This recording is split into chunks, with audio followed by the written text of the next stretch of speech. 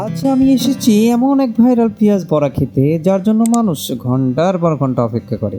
শুধু এলাকার মানুষ নয়, দূর দূরান্ত থেকেও সবাই ছুটে আসে এই স্বাদের টানে। সকলেই সিরিয়াল দিয়ে দাঁড়া থাকতে হয় মনে কোনো কনসার্টের মতো। সত্যি এটা কি এতটা বিশেষ? চলুন আজকের ফুড ব্লগে সেটা একসাথে দেখে নেওয়া যাক। হ্যালো এভরিওয়ান, আসসালামু আলাইকুম রহমতুল্লাহ। বাইক নিয়ে মাগরিবের নামাজ আদায় করে আবারও রওনা দিলাম ভাইরাল পেঁয়াজ বড়ার দোকানের উদ্দেশ্য। সেখানে পৌঁছেই সন্ধ্যার রাস্তা, ঠান্ডা বাতাস আর নতুন কিছু খাবার উত্তেজনা সব মিলিয়ে যাত্রাটা ছিল দারুণ উপভোগ্য।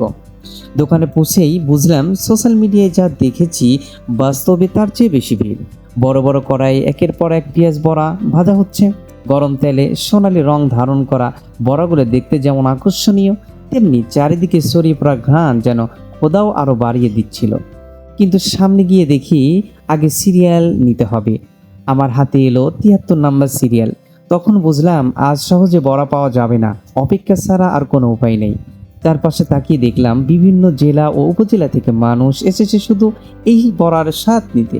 পরিবার, বন্ধুবান্ধব, তরুণ থেকে বয়স্ক সবাই ধৈর্য ধরে নিজের সিরিয়ালের অপেক্ষায়। একটা বিষয় অবশ্যই বলবো, আপনি যদি শুক্রবারে এখানে আসতে চান তাহলে একটু আগেই চলে আসবেন, কারণ পরে এলে হয়তো সিরিয়াল পাবেন না।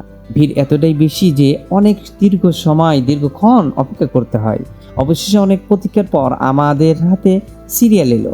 হাতে পেলাম সেই বহু প্রত্যাখ্যিত ভাইরাল পেঁয়াজ বড়া। প্রথমেই কামড়েই বুঝলাম কেন মানুষ এত দূর থেকে আসে। গরম, মসমসে আর দারুণ স্বাদ। অপেক্ষার কষ্টটা যেন মুহূর্তেই সার্থক হয়ে গেল। কাঁচা মরিচ, ঝাল আর পেঁয়াজের বড়ার টেস্টটা যেন ছিল অতুলনীয়।